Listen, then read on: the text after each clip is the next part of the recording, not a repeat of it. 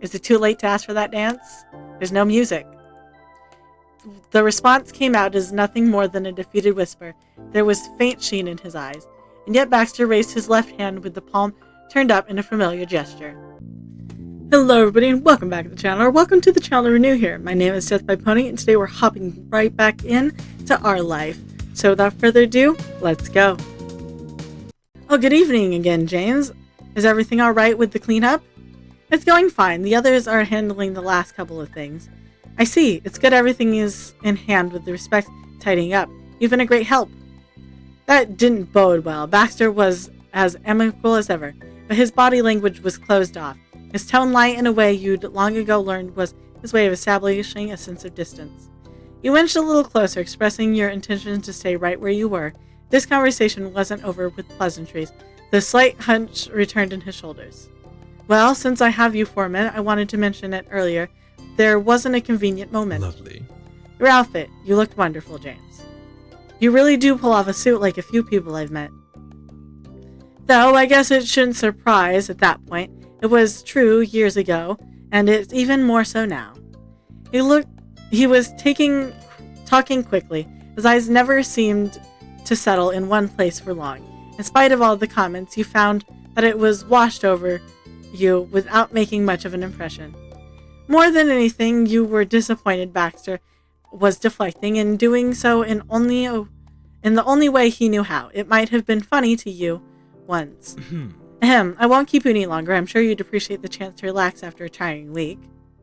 Before you could react, he was stepping away from the window. In an instant, he was in line with you. Another, he had passed. You knew how this whole song and dance went. He'd lead you through it once before and tried your hardest, but if Baxter wasn't willing to meet you halfway, then there was nothing to be done.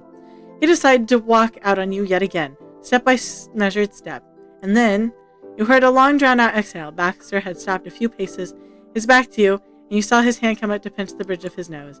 Baxter turned slightly, glancing over his shoulder to gaze and meet yours. You didn't say anything. You didn't dare to. Like he was a wild animal at the risk of being spooked, he closed his eyes for a few seconds and breathed in and out. He blinked, and then he was coming back in your direction. His face set in determined expression. He stopped a few feet away from where you stood, heel of his dress shoe snapping together. I'm sorry. I'm sorry, James. You must think I'm avoiding you deliberately. You made a kind of hybrid shrug, nodding and gesturing to indicate that, yeah, you'd gotten the feeling it was hard to miss. He had made a noise that was one part laugh, another part sigh. Of course, I am. My hope was that you wouldn't notice. That you don't know what you don't know won't hurt you and all that. Avoiding people is hurtful no matter what. Really, Baxter? Why would you think I wouldn't notice? You folded your arms, leveled unimpressed stares. You were speechless. Why do you think I wouldn't notice? I don't know. Wishful thinking. You always notice more about me than is convenient. And since this plan is dashed, I wouldn't want you to get the wrong impression about why it isn't your fault, and I haven't forgotten everything that happened last night.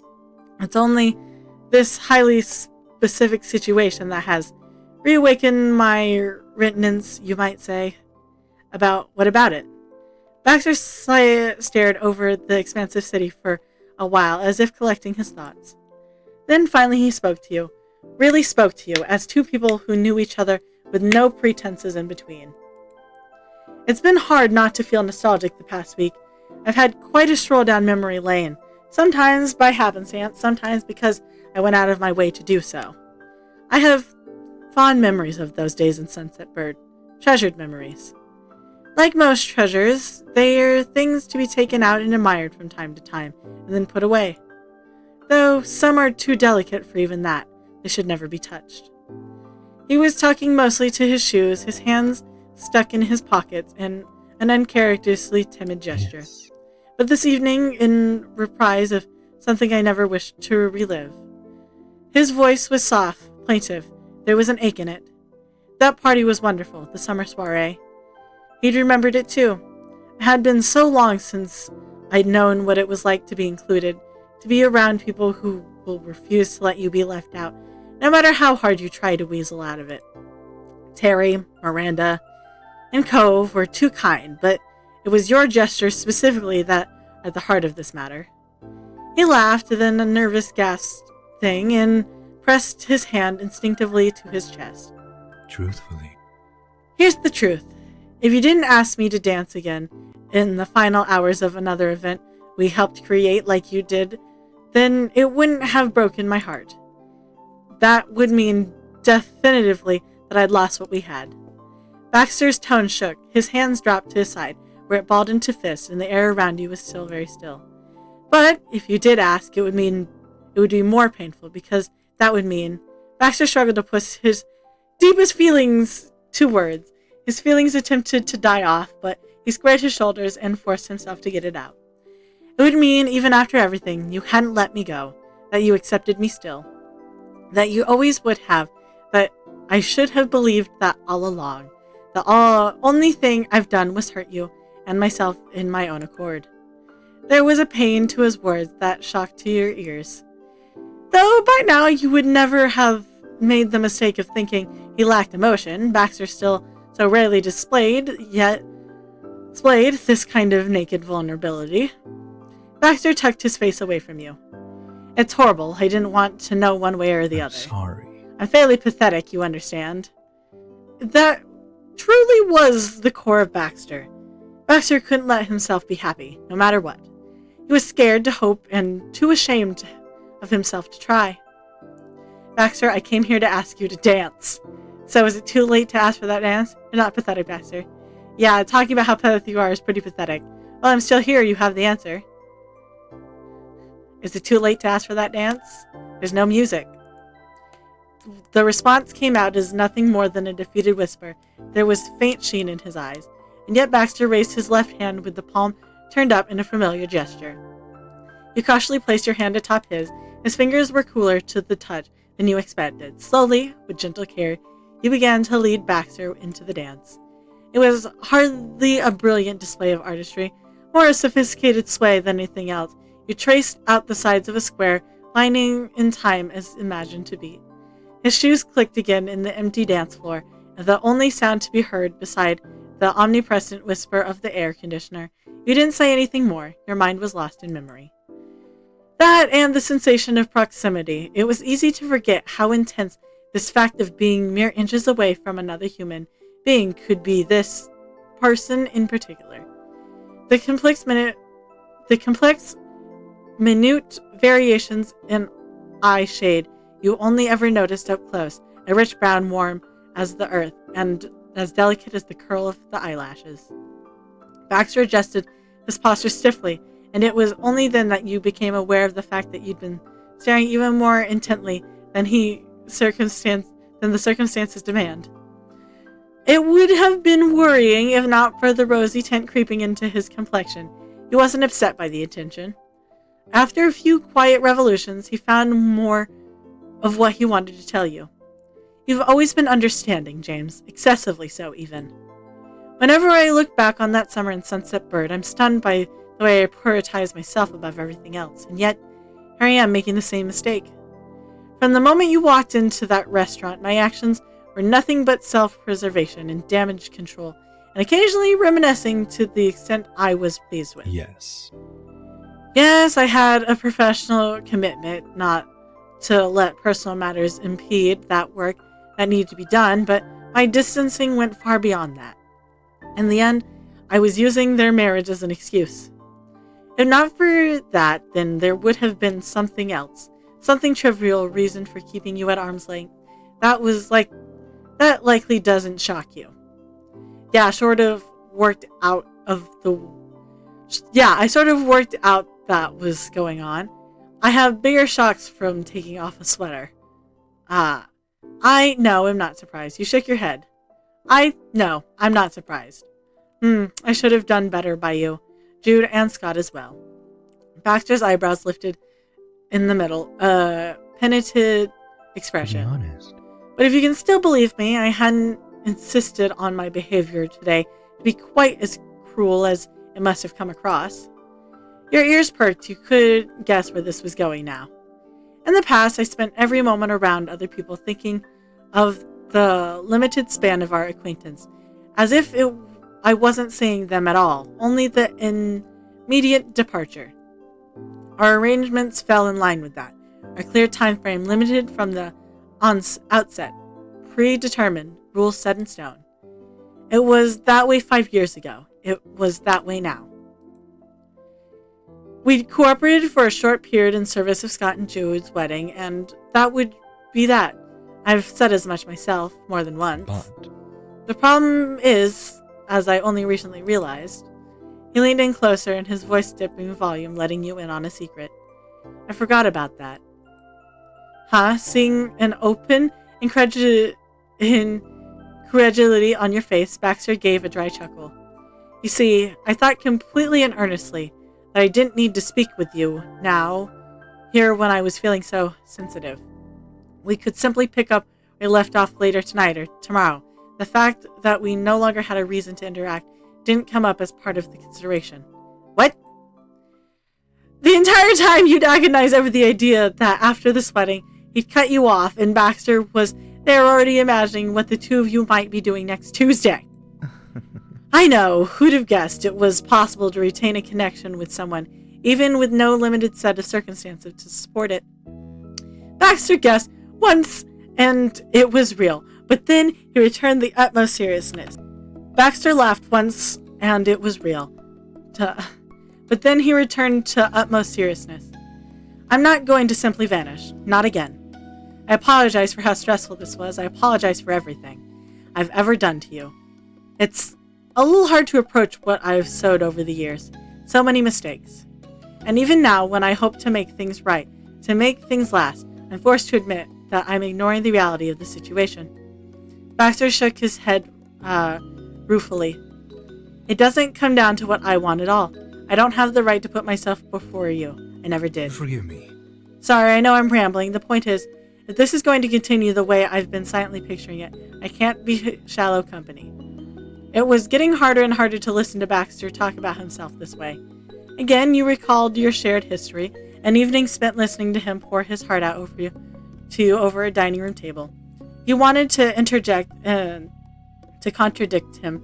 Regrets were one thing, but maybe he was taking the self-critique a little far. There was one thing that stopped you in your tracks, however, the words sticking in your throat. Right now, Baxter was being utterly sincere.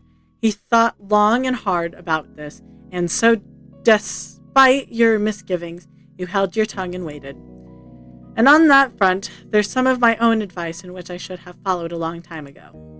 When the time comes, don't pull away. You only regret it later. The words were out before you even noticed, the scene echoing in the back of your mind as you said it. Baxter blinked startedly. Then his features softened for the first time since you'd approached him. Exactly. How apt that was, though honestly, I can't believe I had the audacity to say such a thing to another person, even if they were a fictional character. Still, in my ignorance, I had a point. My 19-year-old self had a few ideas worth keeping, and he had people he should have held on to as well. Baxter squared his jaw and lifted his chin, drawing himself up, looking at you fully in the face. I don't want us to separate after today. So there you have it. I would like to become your friend, or remain your friend, today, tomorrow, a month from now, a year from now, as long as you want.